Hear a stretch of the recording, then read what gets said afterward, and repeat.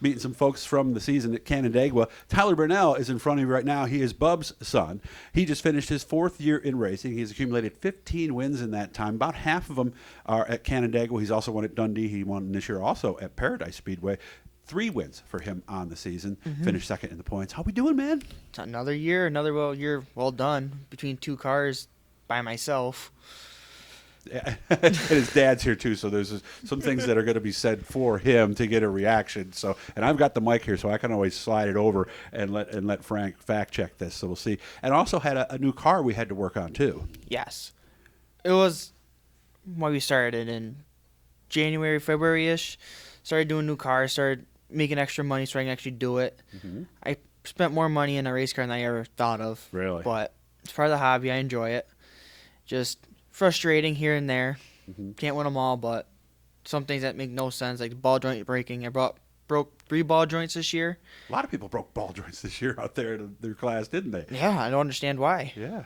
I broke them without actually hitting anything. Really? So I don't know if I just got bad parts or I didn't tighten it all the way. I don't know. Okay. So I put a ball joint from a 1-ton truck, hopefully made it better, and it held together for that last race of the points race. And there was nothing you could do to beat your dad, because his dad actually did win the championship. There weren't enough cars for you to actually make up that margin, was there? No, there wasn't. If I didn't break as many times as I did, I could have finished more in the top 5 than not finishing. Would have helped a lot more, but it is what it is. I had more fun just racing and meeting new people and trying new things with a new car, a better motor that I never had before. So just better experience all year round. Nice. Did we figure the car out as we went along? Yes, we did. Okay. Besides, I still have a brake problem, which I don't understand. Tonight I'm going to try new calipers and new brake line rerouting, see if I'm making the hot or something, because I had no clue on brakes right now. Are you losing brakes then? Yeah, it's like around lap 6 or 7, I start fading away, but if I pump them, they're fine. But at the end of the race, they're hard as a rock, so I'm not understanding what's going on.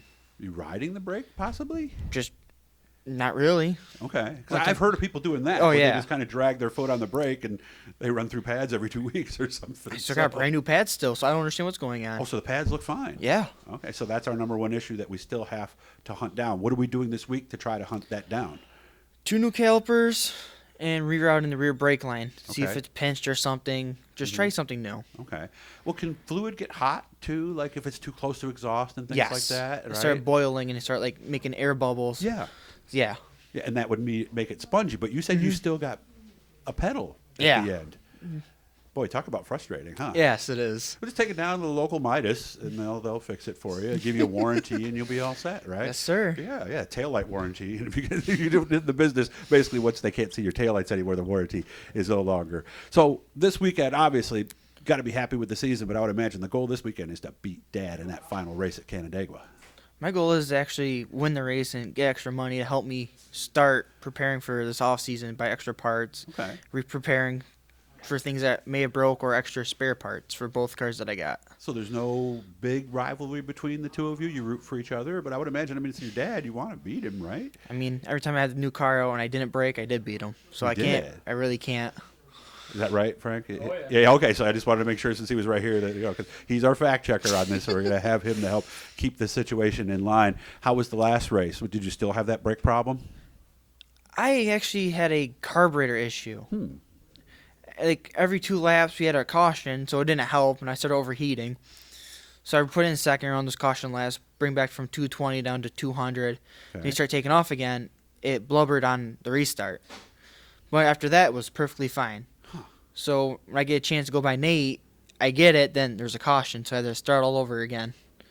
But I'll be happy to take second and finish the race. And that's different than if it was blurbling in the corners, right? Yes. So where do you start with there? The floats or something? Start with the floats or just clean the jets because they ports that the air go through. Just clean them out with carb cleaner. We got clogged or something. Okay, so we've already done that? Not yet. Not yet. Okay, so this is on Wednesday too, guys. So he's got a couple of days to get that done. Anything else we're working on? I am working on my old car. My buddy of mine wanted to get into racing, and I said, before you spend the money, I have a spare car. You can try it this one race. If you like it, I might have you try it rest of the season at Dundee, or what do you want to do? That's true, because they go for like in mid-October, right? Yes. So, all right. Has he done anything before? He has a Ford Ranger, so he's just drifting and PA. Oh, okay. So he has a little Actual drifting events, not just fooling around on the road. yes, actual drifting events. Okay, all right. There's something to be said for that. So he's used to what that feels like, at least. So of course you really don't want to drift. You want to keep the thing as straight as you can. Possibly. You want. I told him if you can't drive this, like you drive your street car, then you're not able to drive any car I have. Ooh, so no pressure, huh? No pressure. For this weekend, Every car I got drives itself. Now does he have suit and helmet and all that stuff, or is he borrowing that stuff as well? He's borrowing a suit, and he has his own helmet. So you gotta find him a radio and probably rent a transponder. Okay.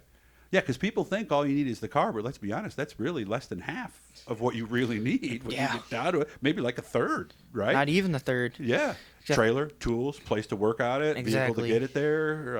Like we said, all the apparel, everything else. So I don't think the fans really understand that, do they? No, they do not. Yeah, just get a car, go racing. What are you doing? You can flat tow it like the old days. Did you ever do that, Frank, or no?